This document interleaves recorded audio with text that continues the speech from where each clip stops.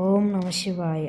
శివలింగం అంటే కేవలం రాతి విగ్రహం కాదు, అది ఈ విశ్వానికి పునాది.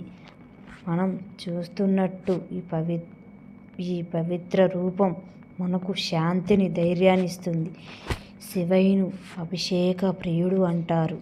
అంటే మనం భక్తితో ఒక చెంబుడు నీళ్లు సమర్పించిన ఆయన సంతృప్తి చెందుతాడు. ఆయన కంఠంలో ఉండే గరళం మనలోని దుర్గానాలను హరిస్తుందని, ఆయన తలపైన ఉండే గంగ మన మనసును నిర్మలం చేస్తుందని పురాణాలు చెబుతున్నాయి.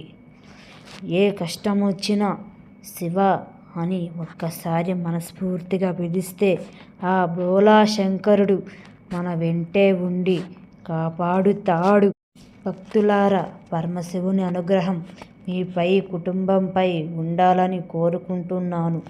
ఈ వీడియో మీకు నచ్చితే వెంటనే లైక్ చేయండి.